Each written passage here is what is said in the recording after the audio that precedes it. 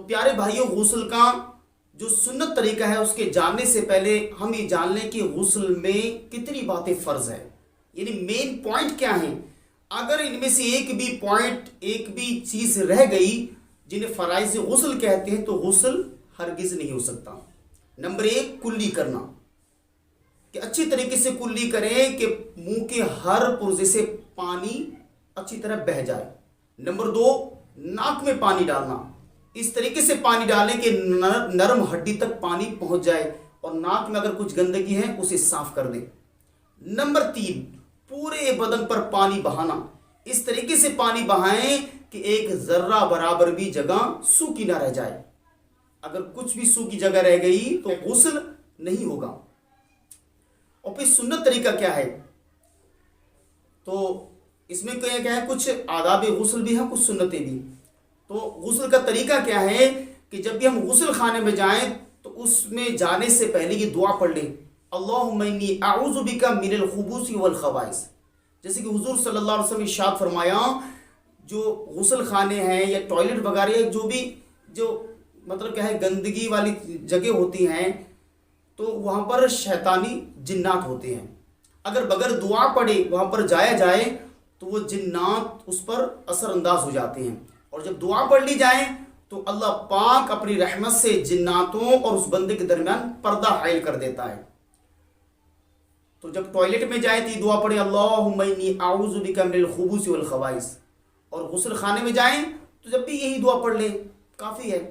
داخل ہونے سے پہلے، داخل ہونے کے بعد نہیں، پہلے، اور جب داخل ہو گئے تو سب سے پہلے کیا ہے، ہمیں استنجے کی جگہ دھوئیں، گندگی ہے اسے صاف کر دیں، اور پھر کیا ہے، نماز کی طرح وضو کریں، جیسے کہ ہم 5 وقتہ نماز پڑھنے کے لیے وضو کرتے ہیں، کمپلیٹ وضو کریں۔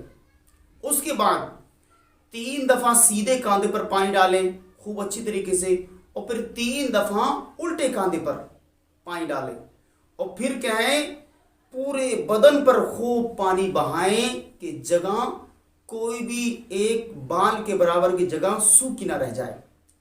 لیکن نہانے کے دوران اس بات کا دھیان رکھیں گے کہ ہمارا جو منہ ہے وہ اتر دکھن ہو، قبلے طرف نہ ہو۔ اگر بالکل کپڑے اتار کر نہا رہے ہیں، اگر تہمد یا کوئی انڈر وغیرہ پہن کے نہا رہے ہیں، نیکر وغیرہ پہنے ہوئے ہیں، تب تو کدھر بھی منہ کر سکتے ہیں، لیکن اگر بالکل کپڑے اتار کر نہا رہے ہیں تو ہمارا منہ اتر دکھن ہونا چاہیے،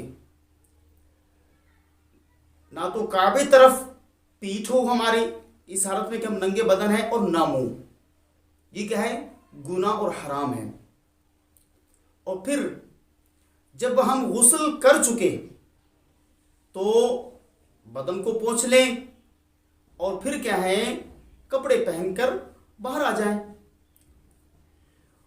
اب کیا ہے، کچھ لوگ ایسا بھی ہوتا ہے کہ وہ نیکر پہن کر باہر نہانے لگ جاتے ہیں نل وغیرہ پر، یا پھر سب کے سامنے نہانے بیٹھ جاتے ہیں، یہ اکثر گرمیوں کے موسم میں ہوتا ہے۔ تو ہر مرد کو ٹونڈی یعنی ناف سے لے کر گھٹنوں سے نیچے تک ڈھکنا فرض ہے۔ اگر وہ نیکر پہن کر، جس میں کیا اس کے گھٹنے دکھ رہے ہیں، رانے بھی دکھ رہی ہیں، وہ سب کے سامنے نہا رہا ہے تو یہ حرام ہے۔ بلکہ اسے سب کے سامنے اگر ضرورت پڑ رہی ہے نہانے کی، بہتر ہے کہ غسل خانے میں نہائے، کسی آڑ کی جگہ آڑ میں نہائے۔ اگر سب کے سامنے نہانے کی ضرورت ہے، کوئی تہمد باندھے یا کوئی ایسا موٹا کپڑا پہنے کہ اس کے ناف سے لے کر گھٹنوں سے نیچے تک کا بدن چھپ جائے، اور ایسا موٹا ہو کہ بھیگنے کے بعد کپڑا جب بھیگ جاتا ہے تو چپک جاتا ہے جسم سے، اور جب کپڑا چپک جاتا ہے تو جسم ظاہر ہونے لگ جاتا ہے۔